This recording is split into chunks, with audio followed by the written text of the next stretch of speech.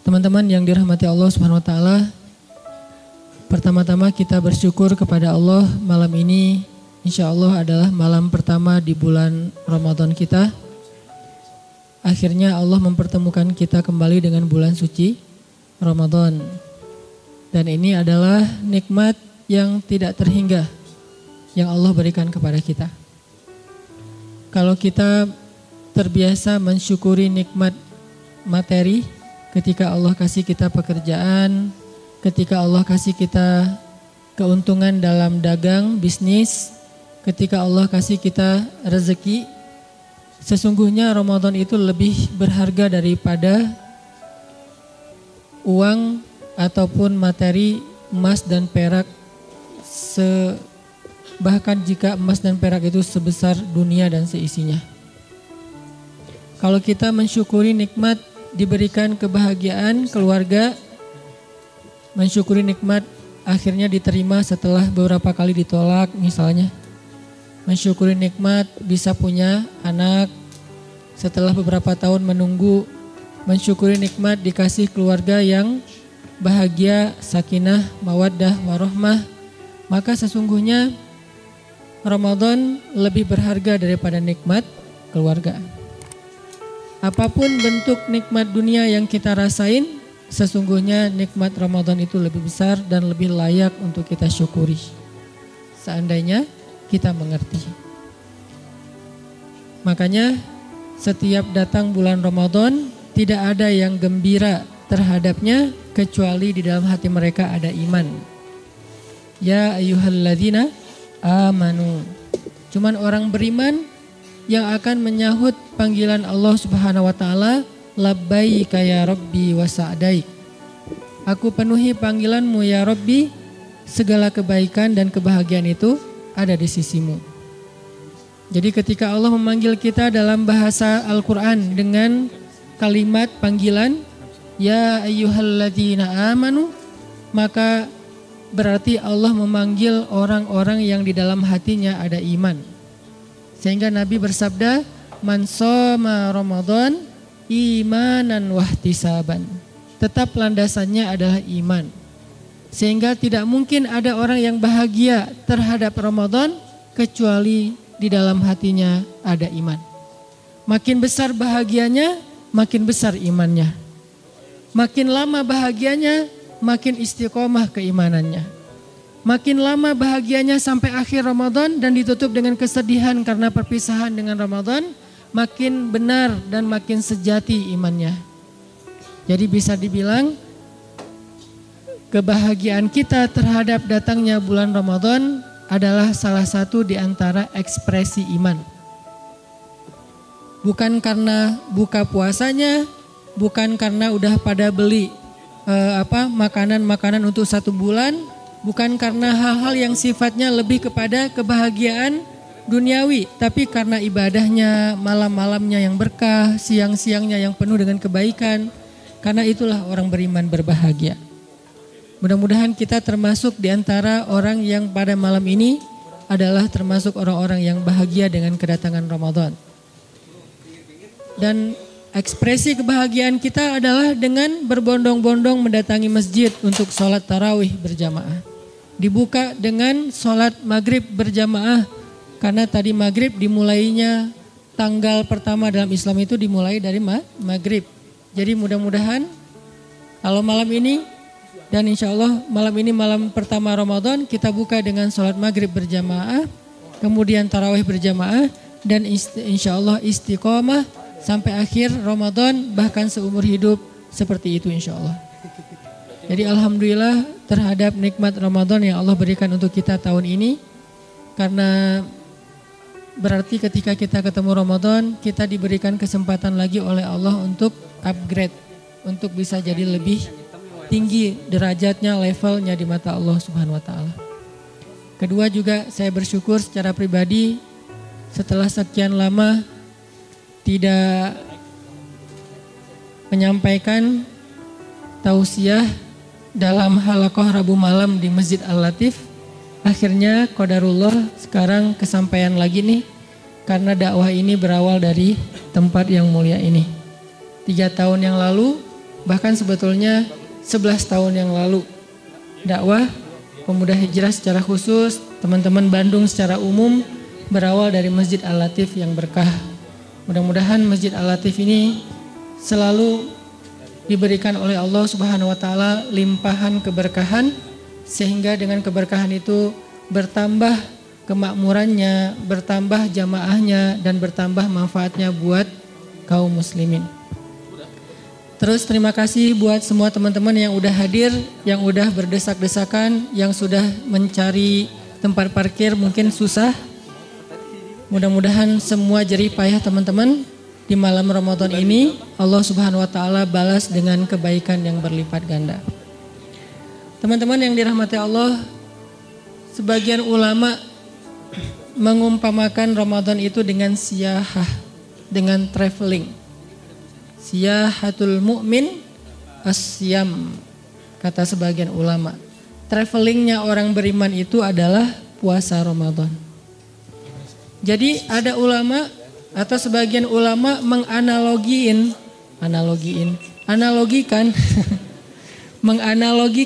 puasa Ramadan itu dengan analogi traveling. Dan ini kayaknya kita banget nih. Kenapa saya ngambil angle ini? Karena saya senang traveling. Kayaknya lebih bisa menjiwai gitu. Kalau kita umpamakan Ramadan itu dengan sebuah traveling, coba kita cari tahu dulu gimana sih caranya kita bisa dapat trip yang penuh dengan kesan. Kita bisa enjoy dengan sebuah traveling yang kita lakuin. Kita bisa have fun ketika lagi traveling. Apa sih yang buat kita ngerasa bahagia ketika lagi traveling? Apa yang kita lakuin supaya traveling kita itu berkualitas? Apa yang kita lakuin supaya ketika kita have trip, ketika kita ngelakuin traveling itu kita bisa enjoy banget. Nih kalau analoginya dengan siyahatu al-mu'min, travelingnya orang yang beriman. Yang pertama, kalau kita pengen traveling itu biasanya kita akan coba milih travel agent mana yang kita bakalan pakai jasanya. Sama kayak orang umroh tuh kan banyak banget tuh iklan-iklan umroh tuh. Kita bakalan membanding-bandingkan itinerary-nya, program-programnya, pembimbingnya siapa, terus juga fasilitasnya apa aja, sampai rate-nya berapa. Kita ngebandingin antara satu agent dengan agent yang lain. Kecuali emang kita anak yang backpackeran sejati gitu ya. Cuman kalau kita pergi ke sebuah tempat yang kita belum kenal, rasa-rasanya buat orang yang seperti saya agak-agak manja, traveler manja gitu. Agak kayaknya nggak mau ngambil resiko deh. Kayak kemarin misalnya saya ke Turki, terus ngambil satu trip ke daerah Kapadokia. Karena saya belum pernah sama sekali ke Kapadokia, saya nggak berani pengen backpackeran sama istri. Takutnya nanti dia ngambek karena saya ternyata nggak hafal jalan segala macam kan ya. Daripada traveling kita jadi bad mood, jadi nggak nyaman, ya udah deh kita pakai travel agent lokal. Dan ternyata benar. Seandainya saya nggak dapat advice dari agen lokal itu, saya udah pesan pesawat yang paling murah, Pegasus. Landing di Bandara Ataturk Istanbul pakai Turkish, kemudian nanti naiknya Pegasus ternyata ganti terminal atau ganti bandara. Jarak antara bandara Turkish Airlines dengan Pegasus tuh sekitar 2-3 jam. Antara 2 sampai 3 jam kan lumayan wasting time ya, lumayan ngabisin waktu tuh. Alhamdulillahnya karena kita pakai travel agent lokal, mereka kasih tahu jangan naik Pegasus. Mungkin lebih murah sekitar $20-30 lah. Tapi kalau nyewa taksi, di sana mahal taksinya dari bandara ke bandara. Ternyata malah lebih boros dan ngabisin waktu. Oh, alhamdulillah akhirnya kita pakai Turkish dengan bagasi yang lebih banyak 20 kilo. Kalau pakai Pegasus cuma 10 kilo. Berarti barang kita yang dari Indonesia harus dititipin dulu di bandara. Kalau dititipin cost lagi gitu kan. Hal-hal yang kayak gini itu butuh advice, konsultasi dengan travel agent lokal. Sehingga ketika kita pakai jasa travel agent, kita tinggal tunggu beres doang, ngikutin aja program mereka. Itinerary-nya ketika di Kapadokia ngapain, nanti hari pertama kemana, hari kedua kemana, dibawa jalan kemana, nanti makannya di restoran lokal yang mana. Mudah, kita tinggal ngikutin doang sehingga perjalanan kita nyaman dan bisa menikmati. Kebayang gak kalau misalnya saya travelingnya di kota yang saya belum kenal, terlalu backpackeran. Yang pertama tadi udah bete gara-gara ganti terminal pesawat. Bete lagi ternyata cuma 10 kilo, gak 20 kilo bagasi. Bete lagi pas keluar turun landing di Kapadokia, ternyata harus naik taksi dulu jauh 1 jam ke Goreme, kota tempat wisatanya. Belum lagi nanti nyari-nyari hotel go show gitu kan lebih mahal daripada pesan duluan lewat agent segala macam. Pokoknya banyak BT-nya lah. Sehingga nggak maksimal. Begitu juga dengan siyahatu Ramadan, traveling bulan Ramadan. Dari awal sekarang nih, coba kita tentuin travel agent mana yang kita bakal pakai jasanya untuk traveling Ramadan kita. Apa maksudnya Ustadz? Pilih masjid, pilih komunitas, pilih program Ramadan mana yang paling cocok buat kita yang udah banyak banget di Bandung. Ada Al-Latif, ada Istiqomah, ada Salman, ada Al-Murabbi, ada Habibur Rahman, ada Al-Hidayah Arcamanik, ada di mana-mana dah pokoknya. Kita tinggal pilih travel agent Ramadan ini mana yang itinerary-nya paling cocok sama kita, yang mungkin kalau emang ada biaya infak untuk operasional rate-nya berapa, yang mungkin juga siapa pembimbingnya di situ. Sehingga dengan travel agent Ramadan kita tinggal ngikutin aja itinerary-nya, itinerary khataman 30 juz, itinerary misalnya nanti ada program belajar Al-Quran, belajar hadis, belajar apa, itinerary itikaf, itinerary apa, kita tinggal milih di antara travel agent. Ini lebih mudah buat Ramadan kita daripada kita Ramadannya backpackeran. Kalau Ramadan backpacker sendiri tuh banyak nanti bingungnya, ini ngapain lagi ya, ini gimana, dan gak ada yang mensupport kita, gak ada yang mementoring kita. Tetap berjamaah itu lebih berkah daripada sendiri. Ini nih analogi dengan poin pertama, bahwa siyahah orang yang beriman itu, travelingnya orang beriman itu adalah Ramadan. Pilih travel agent kita. Mau masjid yang mana? Atau kita bisa mix beberapa travel agent. 10 pertama misalnya di masjid A, 10 kedua di masjid B, 10 ketiga di masjid C yang paling nyaman, atau ganti-gantian masjidnya. Yang penting kita ikuti program yang sudah dibuat oleh masing-masing lembaga itu, masjid itu atau komunitas itu. Insya Allah ini akan lebih maksimal. Biarkan kita mengikuti program yang sudah dibuat, kecuali kita emang udah pro banget dalam traveling ya, emang anak traveler banget, sehingga kita bisa bikin program sendiri. Dan selain program yang udah dibikin sama travel agent Ramadan itu, kan masih ada banyak free time ya, yang kita bisa memprogram diri sendiri. Kayak misalnya program dari masjid tertentu, pagi kita tilawah bareng-bareng, nanti kan siang masih free time sampai sore. Nanti sore ada kajian hadis menjelang berbuka, membaca hadis-hadis keutamaan Ramadan, puasa, tahajud segala macam. Dan itu kan kita kalau ngelakuin sendiri agak-agak boring kan, agak-agak garing krik-krik gitu kan. Tapi berhubung ngelakuinnya bareng dengan yang lain di sebuah grup, jadi bisa saling mentertawakan. Kayak orang lagi umroh tuh ngetawain temennya yang tadi tawaf berapa kali, yang tadi mau cium hajar aswad terus nggak jadi karena kebanting ke belakang, yang ngetawain temennya apa, yang cerita, banyak cerita kan kalau lagi satu grup. Tapi kalau sendiri agak sedikit garing sih, walaupun ini perjalanannya perjalanan spiritual. Jadi berjamaah lah, carilah sebuah program, sebuah komunitas, masjid yang kita bergabung di dalamnya walaupun gak full 30 atau 29 hari. Ini poin pertama teman-teman untuk memaksimalkan traveling Ramadan kita. Kedua, kalau di umroh haji itu ada istilah manasik ya. Jadi sebelum orang berangkat ke sana, di sini ada Ustadz Luman yang lebih pro dari saya nih dalam bab umroh. Punten Ustadz. Kalau mau berangkat umroh itu kan suka ada manasik. Kadang-kadang sekali, 2 kali, kalau haji bahkan beberapa kali secara reguler. Apa fungsi manasik? Supaya kita belajar tentang fikih ibadah selama kita berada di umroh. Dan ternyata manasik ini walaupun istilahnya identik dengan umroh dan haji, tapi juga berlaku dalam puasa Ramadan. Kita perlu belajar dulu nih. Jangan-jangan apa yang pernah kita baca tahun lalu udah lupa. Kayak misalnya kalau udah yang standar lah ya. Kalau udah witir pas tarawih masih boleh witir lagi enggak Ustadz? Standar kan? Ini setiap tahun dijawab tapi setiap tahun ditanya gitu. Ustadz imsak itu yang mana? Pas bunyi telolet atau pas azan. Nah ini dari tanya terus setiap tahun udah ada jawabannya. Terus Ustadz kalau misalnya kita, maaf buat yang udah nikah, yang jomblo tutup telinga dulu. Buat yang udah nikah kalau ciuman di siang hari batal puasa enggak? Saya bilang ciumannya gimana? Coba diperjelas, ada videonya enggak?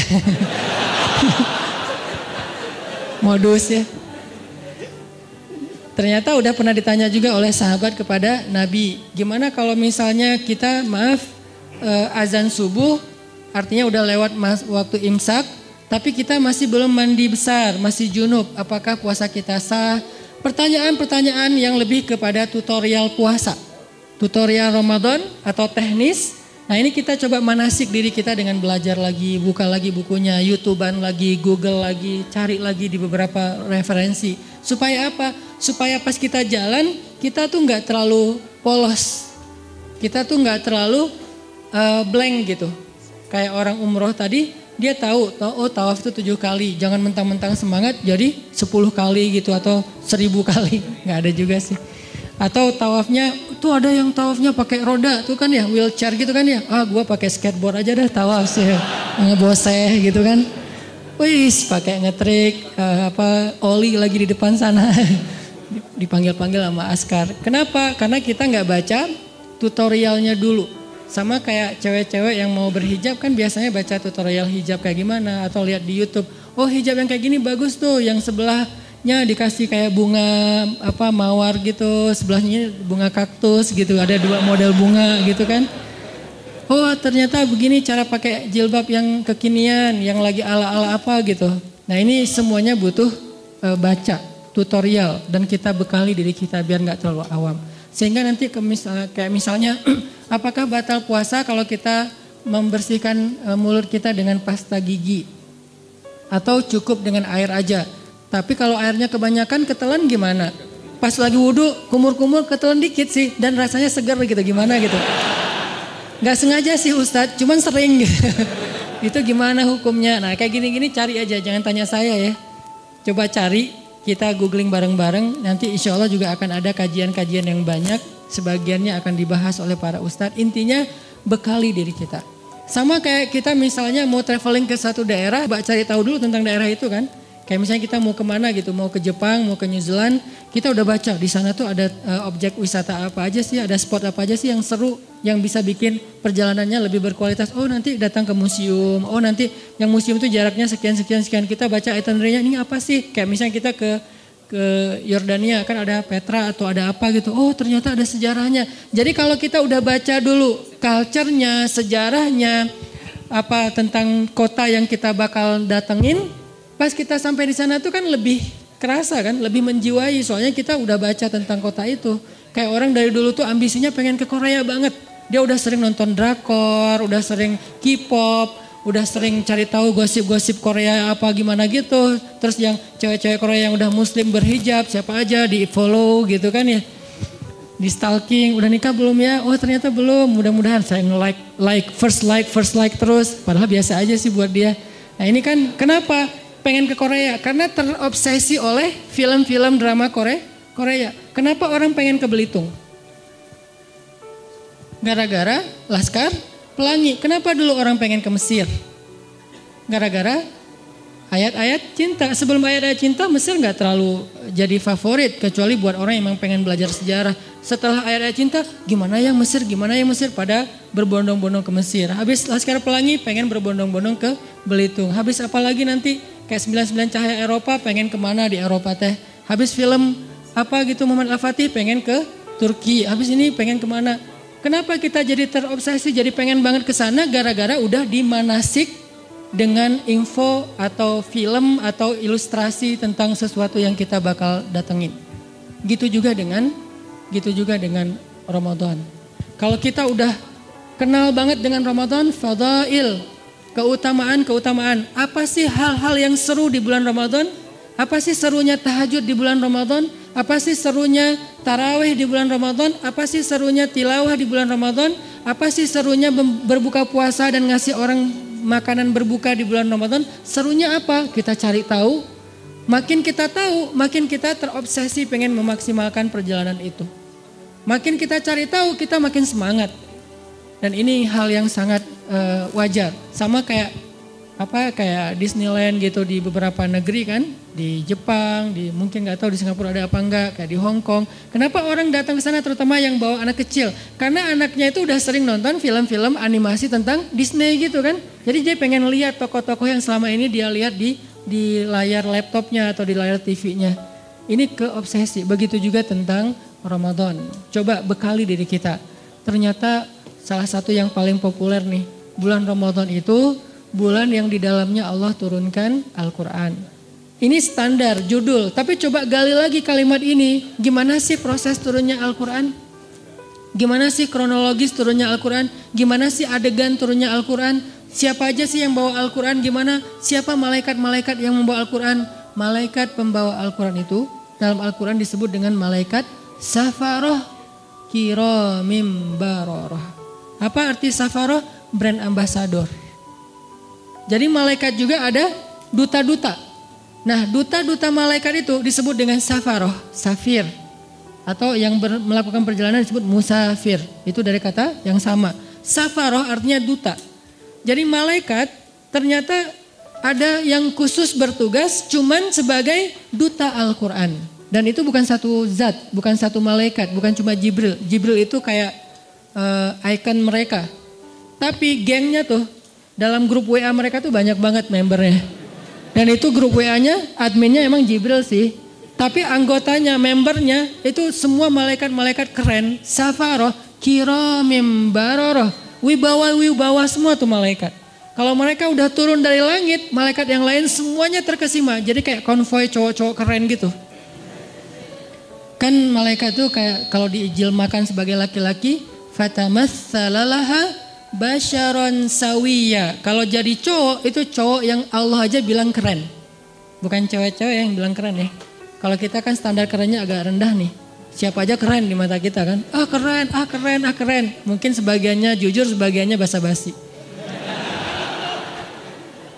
Soalnya keren ya, basa-basi. Tapi ada juga sih yang jujur. Istri. Maaf ya. Nah, kalau malaikat yang bilang kerennya siapa? Allah. Allah sendiri yang bilang fatamatsalalaha basyaron sawiya. Siapa lagi yang bilang malaikat itu keren? Umar. Umar itu kan orangnya standarnya tinggi ya. Dia nggak akan gampang takjub sama fisik laki-laki kalau nggak ideal banget. Tuh Umar tuh, karena dia sendiri udah keren. Jadi orang yang keren kan kadang-kadang standarnya lebih tinggi. Pas datang Jibril menjelma sebagai laki-laki menemui Nabi dalam hadis iman, Islam, ihsan kayak gitu-gitu. Umar itu nggak ngomong loh. Kalau bahasa orang Sunda mungkin walaupun nggak kayak gitu, kayak orang yang terkesima banget. Saking terkesima mungkin kalau ada kita di situ udah calangapan gitu lah. Jibril.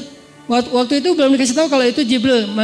Panggilan kerennya tuh Gabriel _ malaikat gitu kan ya. Datang Nabi, Jibril. Terus duduk lututnya bertaut dengan lutut Nabi. Itu kan keren banget ya. Salah satu cara private belajar tuh kayak gitu, berdua. Lututnya bertaut, Jibril nanya sesuatu, Nabi menjawab, dibenarkan, ditanya, menjawab, dibenarkan. Pas laki-laki itu udah pulang, Umar diem aja. Sampai Nabi bilang, Umar tahu gak itu siapa? Siapa ya Rasul? Itu Jibril. Tahu gitu tadi selfie, minta tanda tangan apa gitu. Kalau kita ya, ternyata dia Jibril. Wah, para sahabat terkesima. Emang keren banget. Wajar kalau Maryam aja kaget. Maryam itu kan nggak tertarik sama cowok ya. Saking mulianya, saking solehanya, di list kontak handphonenya Maryam itu nggak ada nama cowok loh kecuali 3. Ayahnya Imran, pamannya Zakaria, dan anaknya Isa. 3 doang yang dia kontak. Yang lain tuh nggak ada nama cowok. Kalau kita mungkin nggak ada juga, tapi PP-nya cowok, namanya cewek gitu. Itu salah satu modus zaman old lah. Sekarang udah nggak, lebih vulgar. Terus Maryam aja kaget, dan kagetnya Maryam ngapain? Ta'awuz kan? A'udzu birrahmani minka in kunta taqiyya. Kalau bahasa singkatnya itu kan kepanjangan ya, masa kaget panjang gitu kan ya? Kaget, a'udzubillahi panjang gitu. Itu kaget orang soleh, orang berilmu. Kalau kaget kita kan cuma satu kata. Atau minimal a'udzubillah. Ngelihat Jibril sampai bilang a'udzubillah itu sesuatu banget loh. Karena buat Maryam, a'udzubillah Maryam, kalau kita tuh wow. Versi Maryam auzubillah, versi kita wow, itu auzubillahnya versi Maryam. Karena dia soleh dia nggak bilang wow, dia bilang auzubillah. Itu safaroh, malaikat-malaikat itu turun membawa Al-Quran. Yang bawanya siapa? Jibril. Jadi kayak Paskibra itu kan ya, ada yang tim 8, ada yang tim berapa? 17, ada yang tim 45 gitu-gitu kan. Nah malaikat juga gitu, ada yang membawa Al-Qurannya yaitu Jibril, ada yang mengiringinya ring 1, ring 2, ring 3 segala macam. Dan itu bahasa Al-Qurannya apa? Tanazzalul malaikah. Tanazzal artinya malaikat itu turunnya berkelompok-kelompok. Kelompok apa? Tim 8, kelompok tim 17, kelompok tim 45, kelompok tanazzal turun berkelompok-kelompok berangsur-angsur warruh dan Jibril. Jibril itu diistilahkan dengan Ruhul Kudus, roh yang suci yaitu Jibril. Artinya ketika Jibril membawa Al-Quran turun ke dunia, itu diiringi oleh barisan malaikat yang konvoi dari langit pertama sampai langit ke-7. Dan di antara tangga-tangga langit itulah Jibril turun satu tangga demi satu tangga membawa Al-Quran yang mulia. Dan setiap Al-Quran lewat, para malaikat semuanya ta'zim, menghormati lewatnya Al-Quran. Semuanya menunduk di depan Al-Quran yang lewat. Dan la yamassuhu illal mutahharun. Tidak ada yang bisa menyentuh itu kecuali yang suci yaitu para malaikat sebagian tafsir. Walaupun ada dua versi tafsir. Kemudian Jibril datang kepada Rasulullah SAW mengilhamkan, mengajarkan Al-Quran ini kepada Rasul. Dan bisa dibilang teman-teman, Rasulullah itu ujian hafalan Al-Quran beliau itu di bulan Ramadan. Setiap datang bulan Ramadan setelah Al-Quran udah turun sekian banyak, Jibril selalu memurojaahi. Murojaahi itu istilah orang-orang hafiz, ujian gitu atau ngulang hafalan. Itu bulan Ramadan Jibril datang, Muhammad coba store hafalan. Nabi Muhammad store dan gak ada yang salah. Udah selesai khatam, Jibril naik lagi. Jadi setiap bulan Ramadan Jibril mengevaluasi hafalan Qur'annya Rasulullah Sallallahu Alaihi Wasallam. Makanya Jibril itu bisa dibilang kayak mentornya Nabi, sahabat soulmate-nya Nabi banget, temannya Nabi banget, yang mencintai Nabi banget. Apa ayat bahwa Jibril itu mentornya Nabi? Allamahu syadidul quwa zu mirratin fastawa. Al-Quran yang diajarkan kepada Muhammad oleh malaikat yang syadidul quwa, malaikat yang keras, malaikat yang perkasa. Zu mirrah, malaikat yang memiliki wibawa. Gimana wibawanya Jibril? Ya kayak manusia, kalau orang yang wibawa lagi ngomong kan yang lain diem ya. Jibril kalau ngomong, malaikat yang lain diam. Kalau Jibril lewat, malaikat lain, Jibril, pada bisik-bisik gitu. Saking kerennya Jibril. Dan Jibril ini punya geng, ring satunya. Siapa ring satunya Jibril? Dulu iblis sebelum dia berkhianat. Setelah dia berkhianat, Allah laknat, diganti oleh para anbiya. Dan puncaknya Rasulullah SAW. Dan Jibril sama Rasulullah itu saling mencintai karena Allah. Teman banget. Kalau kemana-mana berdua, kalau bahasa kita ngopi bareng, nongkrong bareng, jalan bareng gitu kan. Pernah suatu saat Jibril lama gak turun-turun. Nabi kangen banget kepada Jibril. Kemana ya Jibril kok gak turun, lihat ke langit. Jibril juga di langit lihat ke bumi, gimana ya kok gak bisa turun. Sama-sama kangen tapi gak bisa ketemu. Jibril kangen Nabi, Nabi kangen Jibril tapi gak bisa ketemu. Setelah sekian lama Jibril baru turun, Nabi nanya, ya Jibril kemana aja kok gak datang-datang, saya kangen gitu. Kata Jibril membacakan ayat. Jadi jawaban Jibril itu ayat Al-Quran. Berarti Allah udah ngasih jawaban sebelum Nabi bertanya. Apa ayatnya? Di surat Maryam. Wa ma natanazzalu illa bi amri rabbik. Kami tidak turun wahai Muhammad, para malaikat, kecuali karena perintah Allah. Walaupun kangen, Jibril emosional. Dia kadang marah, dia kadang suka, dia kadang sedih, dia kadang gak tega. Kapan Jibril gak tega? Ketika Nabi dicabut nyawanya, sakaratul maut. Dan Jibril berada di sisinya Rasulullah, Jibril memalingkan wajahnya tidak melihat ke arah Rasulullah. Rasulullah bertanya, Jibril, bencikah engkau melihat wajahku saat ini ya Jibril? Aku lagi jelek ya kalau bahasa kita gitu. Kata Jibril, ya Rasulullah saya gak tega ngelihat wajah Rasul ketika kesakitan. Saking sayangnya Jibril kepada Rasulullah. Jadi malaikat itu bukan plain. Kayak robot gitu gak ada emosional. Ada emosionalnya. Cuman emosional malaikat juga karena Allah. La ya'sunallaha ma amarahum wa yaf'aluna ma yu'marun. Mereka enggak pernah bermaksiat termasuk dalam perasaannya, suka, benci. Bahkan kadang-kadang malaikat juga saking semangatnya bekerja sampai debat, ikhtilaf di antara malaikat. Malaikat juga ada mazhab-mazhab. Mana malaikat mazhab Itu yang kasus membunuh 100 orang. Terus dia meninggal di tengah jalan, datang 2 malaikat, beda mazhab kan. Yang satu bilang, ini bawa surga nih, enak aja. Kan dia banyak dosa, tapi kan dia udah tobat. Tapi kan dia belum selesai tobatnya, banyak rame. Akhirnya Allah menengahi di antara pertikaian 2 malaikat. Artinya malaikat ini punya emosi. Cuman emosinya itu gak kayak kita. Yang baper subjektif, dikit-dikit baper. Misalnya yang marahnya gak jelas alasannya apa. Yang cintanya cinta buta. Dan segala macam lah. Kalau malaikat kayak gitu. Jadi malaikat cinta sama Rasul tapi gak bisa ketemu. Wa ma natanazzalu illa bi amri rabbik. Kita imajinasikan suasana ketika Ramadan turun Al-Quran. Supaya kita tahu bulan Ramadan ini bulan yang di langit tuh sibuk banget loh. Malam Ramadan pertama di langit itu hiruk pikuknya tuh luar biasa. Euforianya tuh luar biasa. Gembira semua langit tuh. Sampai surga dibukain satu pintu yang tidak dibuka kecuali di bulan Ramadan. Dan pohon-pohon di surga itu dihias oleh Allah seperti kita menghias taman dengan lampu-lampu di atas pohon. Jadi surga di bulan Ramadan itu kelap-kelip, indah sekali. Tanpa itu aja udah indah surga teh. Saking indahnya surga, Nabi kan pernah melihat surga ketika lagi sholat ya. Kalau nggak salah lagi sholat gerhana matahari. Allahu Akbar, sling gitu. Allah buka tabir. Kalau bahasa kita itu dikasih kayak 4D gitu kan. Tiba-tiba Nabi ngelihat sesuatu yang lain. Allah bukakan tabir hijab surga sehingga Nabi melihat surga dari jarak yang sangat dekat. Saking dekatnya seolah-olah hanya dengan melangkah beliau bisa metik buah anggur di dalam surga. Nabi lagi sholat nih, Allah bukakan hijab, Nabi ngelihat surga, ada anggur yang bergelantungan dan gemes banget pengen dipetik saking kerennya nih anggur, saking ranum banget. Nabi berjalan lagi sholat menuju ke depan dan pengen ngeraih anggur. Lalu Allah tutup hijab itu. Dibukalah hijab neraka, Nabi langsung mundur ke belakang sampai mentok ke sahabat di shaf pertama karena melihat isi neraka. Ini artinya surga nggak dihias saja tuh udah keren. Nggak dihias saja Allah sampai mengatakan bahasa-bahasa tentang surga itu di dalamnya lu'lu, marjan, segala macam. Di dalamnya ada banyak perhiasan-perhiasan. Belum lagi nanti bahasanya mudhammatan. Ada jenis surga yang hijau tua. Surga hijau tua maksudnya apa? Surga yang lebat dengan pohon-pohonnya.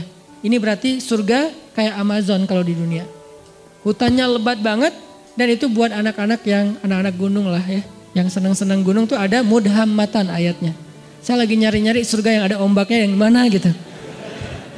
Yang ada mudham. Kenapa surga identik dengan gunung, kebun, rumah, pasangan. Yang pasti pasangan itu yang penting sih. Karena ada kebun, gunung segala macam sendiri agak-agak garing juga ya. Dan insya Allah di surga itu gak ada jomblo, tetap hashtag. Mudhammatan. Jadi anak-anak wanadri ini coba baca Ar-Rahman dan coba bedah lagi ayat mudhammatan. Surganya hijau tua. Kenapa hijau tua? Saking lebatnya hutan di dalam surga. Kayak gimana jenis pohon di dalam surga? Satu pohonnya kita berjalan di bawahnya 100 tahun itu belum keluar dari naungan dahan-dahannya. Kan di daerah Taman Sari gitu kan ada pohon-pohon yang kebun binatang yang gede banget ya melintasi jalan. Itu baru di dunia aja udah kayak gitu pohon, gimana di surga. Sehingga kalau kita berjalan di bawahnya 100 tahun naik onta nih 100 tahun belum keluar dari dahan atau naungan keteduhan satu pohon doang. Makanya disebut mudhammatan, hijau tua, lebat banget. Siapa yang ada di sana? Itu tempat spot buat berburu. Karena salah satu hobi nanti penghuni surga, terutama yang cowok-cowok berburu. Cewek-cewek nemenin cowoknya berburu. Berburu, kita udah, dan berburunya udah jago, bukan meleset-meleset wae ya. Jadi gak seru juga kan, meleset akhirnya stres. Kenapa gak dapat buruan? Masa di surga stres gitu? Pastilah. Nanti kalau yang tadi main air pasti udah jadi tiba-tiba jadi kayak Kelly Slater gitu. Tiba-tiba jadi main di barrel gitu, udah jago pro surfer gitu. Karena di sana tuh udah nggak ada lagi yang setengah-setengah, semuanya jadi pro. La khaufun alaihim wala. Nah, gambaran emosional, perasaan manusia di dalam surga, la khaufun alaihim wala hum yahzanun. Nggak ada lagi rasa takut, khawatir, dan nggak ada lagi rasa kecewa atau sedih. Terus gambaran rumah di dalam surga, rumah yang tidak ada teriakan di dalamnya dan tidak ada ucapan-ucapan tercelah. Itu rumah surga. Sakinah mawadahnya surga itu nggak ada teriakan, nggak ada ucapan tercela. Setiap hari yang kita dengar dari pasangan kita kalimat yang indah. Pasangan kita nggak mungkin ngecewain kita di surga. Kalau di dunia kadang manyun, wajar lah ya. Kadang salah ngomong, wajar manusia. Tapi di surga nggak ada yang kayak gitu. Semuanya nikmat. Dan malam Ramadan, surga yang indah itu Allah hias. Jadi kita bayangkan, kita imajinasikan. Kenapa Nabi ngomong sedetail ini? Supaya kita berimajinasi tentang keadaan Ramadan. Sampai yang saya pernah cerita, Nabi pernah Allah perlihatkan surga dalam mimpi kan? Dan mimpinya Nabi itu bagian dari mi'rajnya beliau naik ke langit. Ngelihat sebuah istana yang indah. Istananya tembus pandang jadi kayak kaca gitu. Kemudian di dalam istana, di sebelah istana itu ada seorang cewek lagi main ayunan. Terus Nabi nanya kepada Jibril, itu cewek itu siapa? Itu rumah siapa? Rumah Umar. Langsung Nabi memalingkan wajahnya karena ternyata itu istrinya Umar. Ini menunjukkan bahwa surga itu real teman-teman. Dan sekarang udah ada. Surga itu bukan diciptakan nanti setelah kiamat. Enggak. Surga itu salah satu di antara ciptaan-ciptaan Allah yang awal. Jadi awalun juga tuh surga, neraka, al-qalam yang kayak gitu-gitu tuh awalun loh. Yang awal-awal diciptakan. Jadi surga sekarang udah ada. Cuman beda dimensi sama kita. Kalau Allah berkehendak kita hanya perlu waktu beberapa detik untuk sampai ke sana. Kayak Nabi berisra dan mi'raj. Beda dimensi dengan kita. Jadi suasananya udah ada, nyanyian surganya udah ada. Yang isi dari lirik nyanyiannya apa? Salaman salam, salaman salam. Semua nyanyiannya kalimatnya adalah keselamatan, keselamatan, baik-baik. Nggak ada kalimat-kalimat yang jelek di dalamnya. Ini artinya Ramadan adalah bulan yang sangat istimewa di sisi Allah. Sehingga kita hayati itu teman-teman. Itu yang kedua. Yang ketiga yang ada 4 yang kita cari dalam traveling. Yang ketiga adalah bangun mood. Karena kalau kita traveling gak ngejaga mood, itu biasanya juga tadi garing kan. Walaupun tempatnya keren, fasilitasnya bagus, itinerary-nya udah lengkap banget. Tapi karena kita gak mood, kenapa gak mood? Bisa jadi tadi sakit hati, baper, bete, ada haters di followers kita. Ada yang komen negatif ke kita di akun. Sesuatu yang simple banget tapi bisa bikin mood kita hilang. Kan gak nyaman lagi ya perjalanan. Kebayang gak sih kalau orang lagi umroh, lagi traveling suami istri yang tadinya niatnya pengen honeymoon. Tiba-tiba kayak ada sedikit keributan gitu. Di dalam hotel bertengkar, akhirnya yang satu tidur di lantai di sofa, satu lagi tidur di kasur. Atau pas keluar makan sarapan, keluar sendiri-sendiri, terus pas jalannya masing-masing sendiri-sendiri, gak saling menyapa. Buat apa traveling kalau kayak gitu kan gak nyaman banget nih. Kenapa bisa jadi gini? Karena moodnya hilang. Gak sedikit loh orang yang berangkat umroh, sampai di sana malah diam-diaman. Yang tadinya udah happy-happyan, kita umroh pertama nih berdua, sampai di sana ada masalah sepele, akhirnya diam-diaman. Mungkin masalah sepelenya apa? Katanya tadi nungguin saya di pintu, saya tungguin lama ternyata udah makan duluan di hotel. Akhirnya ngambek misalnya. Katanya mau apa, mau umroh apa, mau tawaf bareng. Tapi kok kamu pergi duluan sama teman-teman, akhirnya ngambek. Bisa ada apa aja yang bisa bikin mood kita drop. Gitu juga Ramadan. Mood Ramadan sangat ditentuin dengan keadaan dalam hati kita. Gimana supaya hati kita selalu mood imannya baik buat ibadah-ibadah Ramadan? Banyak istighfar teman-teman. Karena yang bikin mood iman kita drop, dosa. Saya selalu ngulang-ulang kalimat dari ulama, min awwalil khair an tatrukas syarr. Awal dari semua kebaikan itu tinggalin dosa. Salah satu cara ninggalin dosa, istighfar. Sehingga kalau kita membiasakan istighfar, insya Allah mood kita tuh naik lagi tuh. Istighfar tuh kayak charging. Jadi makin sering kita istighfar, makin naik persentase mood kita. Sehingga ketika puncaknya mood kita lagi ngejos banget, itu semua ibadah tuh ringan loh. Sholat 1 juz ringan, malah dianggap kok 1 juz sih, bukan 10 juz. Pas 10 juz kok 10 juz sih gak khatam sekalian, wah ngeri nih. Sholat tahajud udah dia taraweh plus tahajud lagi, walaupun ada mazahib lah ya.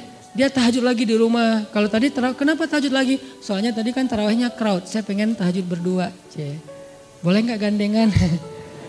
Allah, gak boleh. Rasul juga yang paling romantis gak gitu-gitu amat gitu kan ya. Oh ya udah deketan aja deh, jangan jauh-jauh tuh, deketan lagi. Kenapa sih harus deketan? Soalnya kalau kamu jauh hafalan saya suka lupa. Udah deketan tetap lupa. Jadi semangat banget gitu. Pengen tahajud semangat, pengen ngasih makan orang berbuka semangat, tilawah semangat. Apa aja lah pokoknya kebaikan-kebaikan karena moodnya lagi dapat istighfar. Dan yang terakhir yang keempat, ini juga penting teman-teman. Kita tuh traveling tuh akan bakal jadi fun dan enjoy banget kalau kita perginya dengan seorang teman, partner traveling yang sehobi sama kita. Itu bakalan enjoy banget. Misalnya yang seneng di air. Kebayang gak sih kita traveling ke laut sama teman kita yang takut hitam? Bete banget kan? Nyemplung yuk. Malas hitam gitu. Kalau saya kan emang gak takut hitam karena udah kagok kan. Ya udah sekalian lah gitu. Saya gitu nggak gitu juga tetap aja dibilang hitam. Ya udah kagok lah sekalian hitam gitu. Walaupun tetap rempong pakai segala macam. Biar nggak bertambah daripada nanti nggak dibukain pintu sama istri. Soalnya nggak kenal siapa sih ini. Kebayang kita lagi senang-senangnya main air, pergi ke wisatanya ke laut, tapi teman kita takut hitam atau teman kita nggak senang air, dia duduk aja di warung minum es kelapa muda, makan ikan segala macam. Kita sendiri yang garing, karena saya pernah traveling di sebuah tempat, saya udah nyemplung, snorkeling gitu, free dive nggak jelas gitu. Kenapa nggak jelas free dive tapi cuma setengah meter gitu, free dive gitu. Karena khawatir kalau yang jurang-jurang di dalam laut. Pokoknya lagi free dive gitu, teman-teman pada selfie-an gitu. Seru loh ini banyak ikan hias, banyak terumbu karang. Oh iya Ustaz bagus, tampil selfie. Cuman 15 menit saya langsung naik lagi ke boat. Kenapa? Gak seru, garing banget. Masa saya mau jadi sendiri doang di situ di laut, yang lain pada di atas kapal. Ini karena gak dapat partner yang sehobi. Sama kayak kita yang senang gunung, ngajak orang yang malas banget ke gunung. Kedinginan, banyak nyamuk, belum lagi nanti jurik segala macam, khawatir. Masa saya mau ke belakang, terus bangunin kita, kenapa? Takut gitu kan ya. Kan gak seru banget kan. Belum lagi dia lebay gitu orangnya ke gunung kayak nonton film horor. Dikit-dikit peluk gitu. Ya kalau itu pasangan. Kalau teman kos-kosan gitu kan geli ya. Ini gak sehobi nih sama kita nih ke gunungnya. Jadi gak akan nyaman perjalanan kita trip ke gunung. Atau yang ke mall. Saya sering merhatiin nih kalau lagi nganterin istri ke mall. Apalagi mallnya yang agak-agak rame gitu kayak pasar baru ya. Saya kalau datang ke tempat-tempat yang crowd gitu, saya perhatiin apa? Wajah bapak-bapak. Itu semuanya kerung gitu. Ibu-ibunya,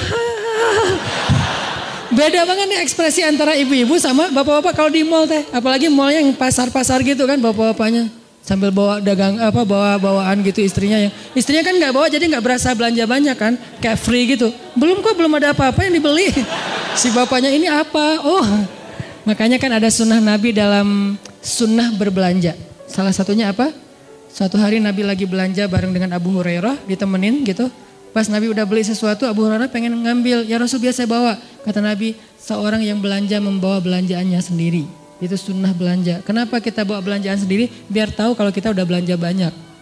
Kalau yang bawanya supir, suami atau siapa gitu, kita nggak tahu. Makanya belanja bawaan sendiri. Udah banyak akhirnya males gitu kan. Atau naruh dulu di bagasi mobil balik lagi. Tetap aja. Itu wajah bapak-bapak tuh rata-rata tuh bete banget loh. Kalau di tempat-tempat crowd gitu ya. Semuanya pada bete. Kalau seandainya mereka bisa memilih. Cuman gak dikasih pilihan sama istrinya. Seandainya bisa memilih pasti mereka mau mojok di mana gitu ngopi. Kalau udah dikasih kopi langsung cenghar lagi kan ya. Wah kopi nih. Makanya kalau partner traveling kita nggak sehobi itu nggak bakalan enjoy, pasti nggak nyaman banget. Sebentar udah langsung pengen cus, kenapa? Udah kelihatan ada wajah-wajah bete nih. Mudah-mudahan kita cari partner Ramadan kita. Siapa yang rajin tilawah? Almar'u ala dini khalilih. Seseorang itu tergantung siapa teman dekatnya. Jadi kalau partner traveling Ramadan kita senang tilawah, kita ke bawah. Senang tahajud kita ke bawah. Senang sedekah kita ke bawah. Senang kebaikan-kebaikan kita ke bawah. Cari partner traveling yang bisa bikin Ramadan kita lebih semangat, lebih lebih nyaman gitu. Dan mudah-mudahan di akhir Ramadan nanti ada satu kesempatan 10 malam terakhir. Itu kalau saya analogiin dengan traveling teman-teman. Biasanya pas kita traveling kalau dengan pasangan tuh selalu hari terakhir itu kita nggak barengan. Hari pertama barengan, kedua barengan, terus aja barengan, pegangan tangan kemana-mana nggak bisa lepas gitu. Giliran hari terakhir pasti nggak barengan. Kenapa? Karena masing-masing ngejar target. Nyari oleh-oleh yang belum dapat. Si ibunya nyari oleh-oleh buat teman-temannya, si yang cowoknya juga nyari oleh-oleh buat teman-temannya. Jadi semuanya mencar, hari terakhir biasanya mencar tuh. Masing-masing rempong sendiri-sendiri. Udah kita nanti ketemuan di sini ya meeting pointnya, udah jalan sendiri-sendiri. Itu analogi sederhana berlaku juga di Ramadan. Hari terakhir yang tadinya kita barengan, berbuka puasa bareng, malam tahajud bareng. Begitu masuk asyarah min awakhir Ramadan, 10 terakhir bulan Ramadan, kayaknya kita harus berlakukan SOP traveling. Gak apa-apa deh, kali ini kita agak sendiri-sendiri. Itikaf sendiri-sendiri, maksudnya satu masjid tapi kan beda. Masa mau itikaf di sini mesra-mesraan kan agak aneh ya. Boleh sih mesra-mesraan, gimana? Nyisir rambut, misalnya. Mah bawa sisir enggak? Kenapa? Sunnah mah. Kan Aisyah nyisir rambut Nabi ketika lagi. Papa kan gak punya rambut. Oh iya. Soalnya banyak mikir gitu. Jadi udah mulai sendiri-sendiri. Udah gak buka puasa bareng lagi. Karena sibuk dengan itikaf. Masing-masing ngejar malam Lailatul Qadar. Dan itu penting banget, insya Allah nanti di malam-malam berikutnya akan dibahas. Mudah-mudahan tahun ini kita memperoleh Lailatul Qadar. Dan seandainya tahun ini adalah Ramadan terakhir kita, ya Allah jadikanlah Ramadan ini sebagai penggugur semua dosa-dosa kami. Jadikanlah Ramadan ini sebagai jalan buat kami ke surgamu ya Allah. Dan jadikanlah Ramadan ini adalah Ramadan terbaik dalam hidup kami. Semoga Allah memberkahi bulan Ramadan kita. Kullu am wa antum bi khair. Ramadan karim. Billahi taufiq wal hidayah. Wassalamualaikum warahmatullahi wabarakatuh.